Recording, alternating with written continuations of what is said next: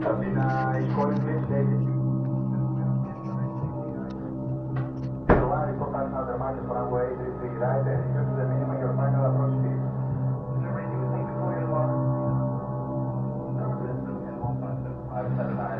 Right. 575, good afternoon. Report passing out the market for runway 33 right.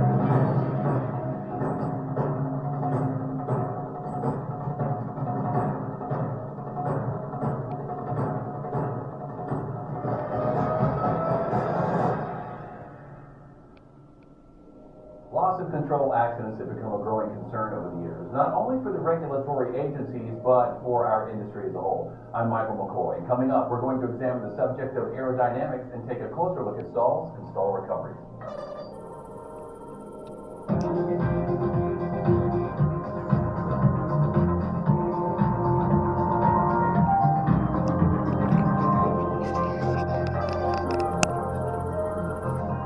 If you think a stall can't happen to you, think again.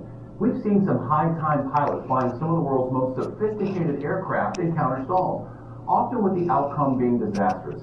Now, we've all performed stalls countless times, either in the practice area or in the simulator, and most pilots understand stalls in theory, but when it comes to an unrehearsed and unexpected stall encounter, the data shows that a large number of pilots are deficient in the interpretation and escape of a stall condition.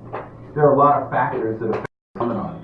Simply put, a stall is defined as the separation of airflow over the upper camber of the wing. But knowing the definition of a stall does not correlate an understanding of a stall condition, so let's take a closer look. The angle of attack is the angle between the relative wind and the chord line. As the angle of attack increases, the center of pressure moves forward, creating more lift. If the angle is increased too much, airflow over the wing is disrupted and the loss of lift occurs. This is known as the stall. The angle in which the stall occurs is called the critical angle of attack. To break the stall, ultimately, you must reduce the angle of attack below this critical limit. The cause of the stall must first be eliminated before any recovery will be successful, no matter how much power or how much thrust that you use. It's also important to understand that the wing can stall at various pitch attitudes because the angle of attack is measured between the chord line and the relative wind, not in relation to the horizon. So if the wing always stalls at the same critical angle of attack, then what exactly is stall speed? Well, there is a correlation between stalls and airspeed. The stall speed is the speed below which an aircraft cannot create enough lift to sustain its weight in level flight. The faster an aircraft goes, the smaller the angle of attack needed to maintain the altitude. But as airspeed gets slower, more back pressure or a greater angle of attack is needed to maintain level flight. At some point, the angle of attack reaches its critical limit and the loss of lift occurs. The speed at which this happens is known as the stall speed. Now, keep in mind, the stall speed can and will change based on numerous factors, but the critical angle of attack is always the same. Again, to break any stall, you must ultimately reduce the angle of attack. As I said before, the stall speed can be affected by numerous factors such as weight, bank angle, G-loading, center of gravity, thrust and lift vectors, configuration, and altitude. As the weight of an aircraft increases, so does the stall speed. When the weight goes up, the speed goes up. This is because an increased weight requires increased lift and therefore an increased angle of attack, which means you'll reach your critical angle of attack at a higher airspeed. Another factor that affects stall speed is the bank angle. When an aircraft enters a bank, greater lift is required to offset an increase in load factor. The greater the bank, the greater the angle of attack required to maintain altitude. If the bank continues to get steeper, eventually the angle of attack reaches its critical point and a stall will occur. On June 1st, 2009, an Airbus A330 en route from Rio de Janeiro to Paris crashed off the coast of Brazil. The aircraft encountered icing conditions at flight level 350, and the crew began getting erroneous airspeed indications with multiple system failures. Investigators discovered that the PO tubes had become covered in ice. In the confusion of the moment, the aircrew began increasing pitch while ignoring stall warning systems. The aircraft entered a deep stall and began falling towards the ocean at approximately 11,000 feet per minute. The final report found that the crew made inappropriate control inputs and that the aircraft could have been recovered from the stall. 216 passengers and 12 crew members lost their lives in that crash.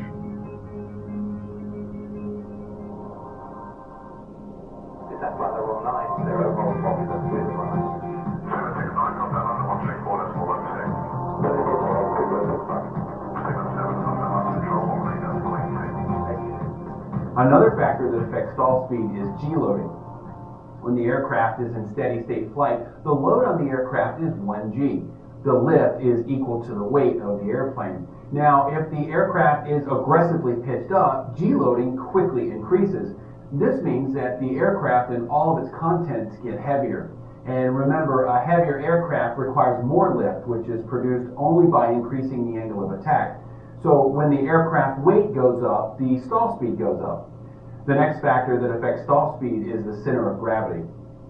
As the CG moves forward, the nose-down pitching moment must be counteracted by back pressure on the yoke. This back pressure creates a negative lift effect on the horizontal tail surface. This in turn requires a higher angle of attack than normal to maintain level flight. And finally, the last two factors to affect stall speed are configuration and altitude. As you know, configuration affects the stall speed by changing both the lift and drag acting on an aircraft as the airfoil changes shape and size. Keep in mind that aircraft contamination can also change the shape, size, and weight of a wing, but typically in a way that destroys lift. With altitude, the higher you go, the higher the stall speed. This is due to air density. The Mach number, however, will remain constant at altitudes with constant temperatures. Despite all the in-depth stall training pilots go through, loss of control accidents continue to occur. A well-rounded understanding of stalls isn't complete without also understanding how to avoid them. There are many internal and external risk factors for encountering stalls. Internal risk factors are those factors that take place inside the aircraft. Internal risks for a stall condition include loss of airspeed awareness, mismanagement of the automation or thrust settings, configuration changes, and any unanticipated events such as go-arounds and any stall warning system malfunctions. External risk factors are those factors outside the aircraft that put you at a greater risk for loss of control accident. These factors include wind shear, airframe contamination, wake turbulence, altitude, or any last-minute ATC instructions. Of course, the best way to combat all of these risk factors is with a high level of situational awareness, good CRM, and proper pre-flight and in-flight planning. On October 14, 2004, a Canada regional jet en route from Little Rock, Arkansas to Minneapolis, Minnesota crashed in Jefferson City, Missouri. The aircraft was cruising at flight level 410 when the crew entered an aerodynamic stall. Both engines flamed out and would not restart. Investigators discovered that the stick pusher system had activated 5 times during the flight. G-loading on the aircraft reached as high as 2.3 Gs, and that the airspeed at flight level 410 got as low as 150 knots, or 0.53 Mach. The final report found that the crew exceeded the safe altitude based on aircraft performance and atmospheric conditions, and that inappropriate control inputs were made by overriding the stick pusher systems. 2 crew members lost their lives in the crash.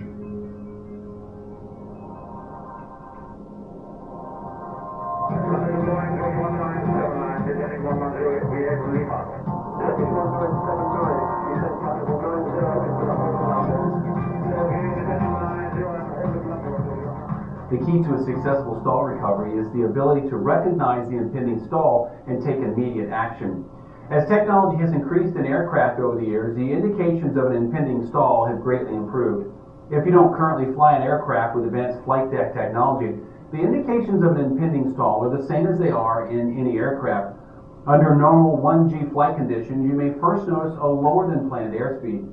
Remember that a lower airspeed requires a greater angle of attack to maintain altitude, so you may notice a higher than normal pitch attitude for level flight.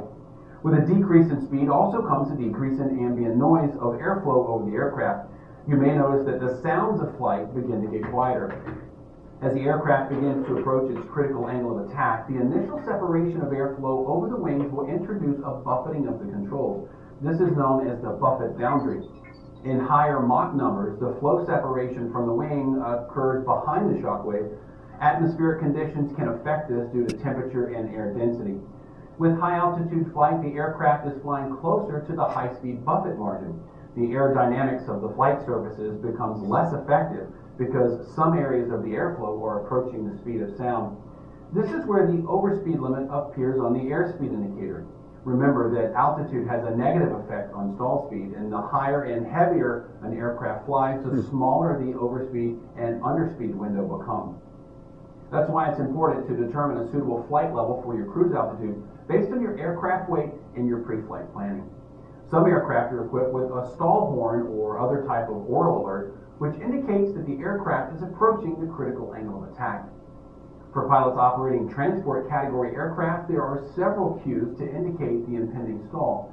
The most well-known is probably the stick shaker. Under Part 25, the stick shaker activation must provide the pilot with a sufficient margin to prevent stalling in any normal configuration, whether in turns or straight level flight. Unlike Part 23 aircraft, transport category aircraft are also certified to retain the ability to raise a wing with full aileron deflection if needed all the way up to the stick shaker. Keep in mind, the activation of the stick shaker may be both your first indication of an impending stall and your last chance to avoid one. One of the most useful tools that provides real-time lift information is the AOA gauge. A lot of pilots tend to overlook this in their initial training. An easy way to interpret this information is to think of the AOA gauge as a percentage of lift being generated by the wings. As the AOA increases, the percentage of lift generated increases as a numerical value on the gauge. You can also think about 0.85 as the wing producing 85% of its lift capability. At 1.0, the aircraft is producing 100% of its lift capability, and beyond that, you're entering the stall regime. Some aircraft also display a pitch limit indicator on the primary flight displays of glass cockpits, which show the critical angle of attack, and the red end of the speed tape, which displays stall speed for your current configuration. All of these systems are wonderful tools to improve your situational awareness, but blind reliance on them can also be a recipe for disaster. It's important to be aware of the limitations of the systems on your aircraft and understand the implications of degraded mode or failure. The manufacturer's procedures for your aircraft regarding the identification and recovery of stalls always takes precedence, so it's a good idea to review this information on a regular basis. It's vital that you recognize and understand the stall warning indications and immediately initiate recovery procedures at the very first indication of a stall. If you do find yourself in a stalled or a near stalled condition, you must ultimately reduce the angle of attack before any recovery will be successful. This must also be done at the very first indication of a stall. The days of powering through a stall while maintaining altitude are over. In fact, the ATP PTS also states that altitude loss is expected during stall recoveries, but that reestablishing controlled flight is paramount. In addition to the stick shaker, some Part 25 aircraft are equipped with stick pushers, or what's known as the stall barrier systems, to assist the pilot in breaking the stall. These systems apply forward pressure to the yoke or control column, effectively reducing the angle of attack. On February 12, 2009, a Bombardier Q400 en route from Newark, New Jersey to Buffalo, New York crashed just short of its destination. The aircraft was configuring to land when the crew experienced a stall and lost control of the aircraft. Investigators discovered that the aircraft had slowed as low as 100 knots. The stick shaker and stick pusher systems had activated twice, and the flaps were reset to 0.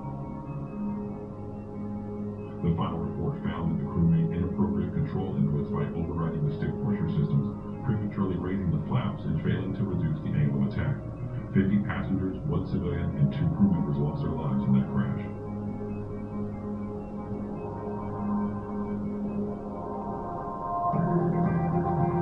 That's flight 090, their overall approximate with the line. 769, come down on the watching board at 412. Not all transport category aircraft are required to have a stick pusher system. There have been fatal accidents that were contributed to pilots overpowering the stick pusher during a stalled condition. Methods for testing the stick pusher during pre-flight operations will vary from one aircraft to another.